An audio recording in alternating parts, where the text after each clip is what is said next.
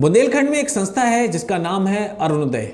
यह संस्था 2002 से लगातार बुंदेलखंड के क्षेत्र में किसानों के हित में कार्य कर रही है। इस संस्था के द्वारा प्राकृतिक खेती को बढ़ावा देने के लिए एक मिशन के रूप में कार्य किया जा रहा है।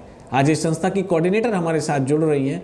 वह बताएंगी संस्था के प्रयासों को और प्राकृतिक खेती के बारे में। आज मैं आप सभी लोगों के साथ अपनी संस्था अरुणोदय के द्वारा किए जा रहे प्राकृतिक खेती के ऊपर प्रयासों को लेकर चर्चा करने के लिए उपस्थित हूँ।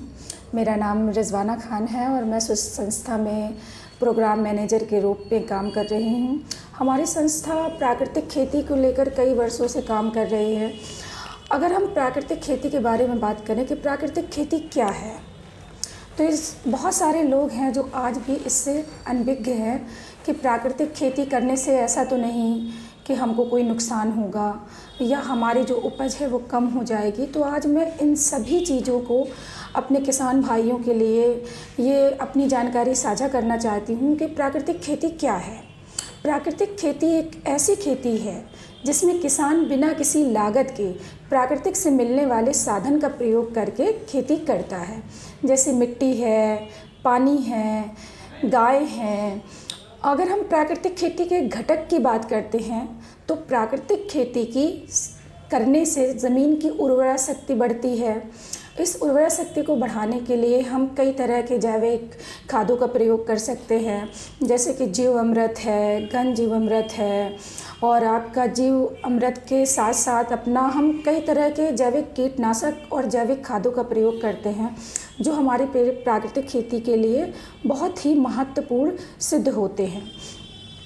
अगर हम बात करें जैविक अपनी प्राकृतिक खेती की एक प्रक्रिया की, जब हम अपनी खेती या अपने खेत की जुताई करते हैं, जुताई के बाद हम अपने खेतों में घन जीव अमृत का छिड़काव करें। इसके छिड़काव से ये लाभ होता है कि जो किसान की फसल होती है वो बहुत अच्छी पैदावार होती है और उसमें फल ज़्यादा आते हैं।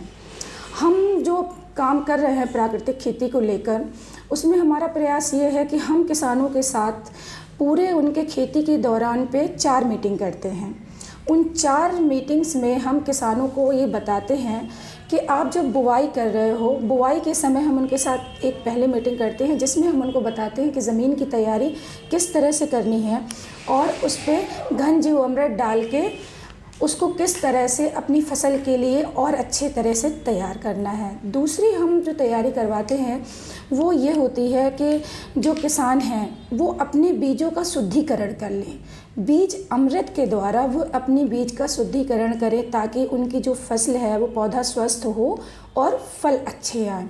उसके बाद जो हम 15 दिनों के बाद किसानों के साथ फिर एक मीटिंग करते हैं, जिस मीटिंग में हम किसानों को ये बताते हैं कि वह अपनी फसल में बुआई से 15 से 20 दिन के बाद जैविक कीटनाशकों का, जैसे नीमास्त्र है, अग्नास्त्र है, इस तरह के और भी जैविक कीटनाशक हैं जिनका प्रयोग करें ताकि कीट प्रबंधन हो सके।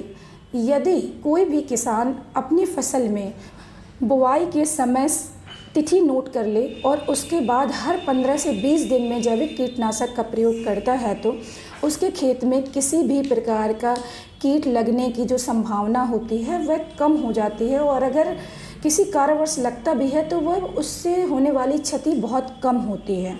उसके उपरांत हम 1 महीने बाद किसान के साथ फिर एक मीटिंग करते हैं जिसमें किसानों को हम बताते हैं कि वे अपनी फसल को रासायनिक खादों से बचाकर किस तरह से जैविक खादों का प्रयोग करके रासायनिक खाद की जो पूर्ति है वो कर सकते हैं।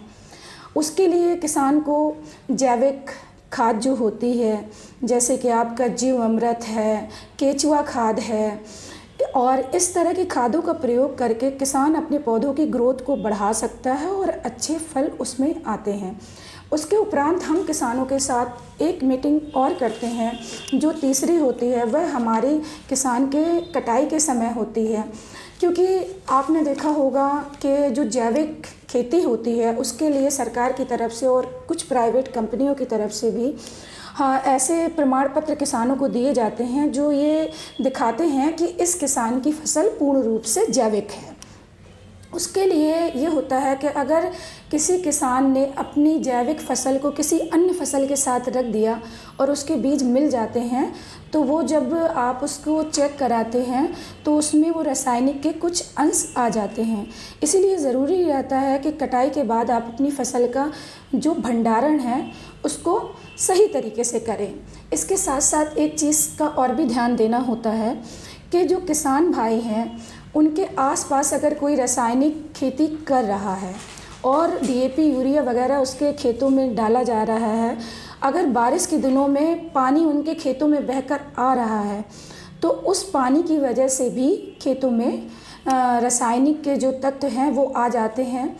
किसान भाई, अगर हम लाभ की बात करें, जैविक और रासायनिक खेती के लाभों की बात करते हैं। रासायनिक खाद जो है, आप सभी किसान भाई भी आज के समय में बहुत अच्छी तरह से इस बात को समझते हैं कि हम ये रासायनिक खाद, रासायनिक कीटनाशक अपने खेतों में डाल रहे हैं, वह हमारे खुद के लिए और हमारे समाज और हमारे समुदाय के लिए कितना जानलेवा है। क्योंकि रासायनिक खाद से कई तरह की गंभीर बीमारियां आज के युग में लोगों को हो रही हैं, जिससे किसान का खुद का परिवार भी अछूता नहीं है। उसी तरह अगर किसान जैविक खाद का प्रयोग करता है तो सर्वप्रथम वह अपने परिवार को ये जहर मुक्त भोजन से बचा सकता है और उसके साथ समाज के लिए भी अपना एक आदर्श प्रस्तुत कर सकता है कि समाज के लोग भी जैविक खाकर अब कम से कम होने वाली बीमारियों से बचेंगे। हमारी संस्था द्वारा कई जिलों में काम किया जा रहा है प्राकृतिक खेती को लेकर। जैसे कि हमारे महोबा ज़िले की अगर हम बात करते हैं तो महोबा ज़िले में 50 गांवों में प्राकृतिक खेती को लेकर किसानों के साथ हम काम कर रहे हैं। छतरपुर में 80 गांवों में हम किसानों के साथ खेती को लेकर काम कर रहे हैं। पन्ना में हम 40 गांवों में किसानों के साथ प्राकृतिक खेती को लेकर काम कर रहे हैं और बांदा में 20 गांवों में प्राकृतिक खेती को लेकर काम कर रहे हैं। अभी तक हमने अपने कई वर्षों के प्रयास से अपने 8000 परिवारों को जहर मुक्त भोजन से बचाने का प्रयास किया है और हमारे किसान स्वयं भी प्राकृतिक खेती को अपना रहे हैं, साथ ही दूसरे किसानों को भी प्रेरित कर रहे हैं कि वह भी प्राकृतिक खेती को अपनाएं।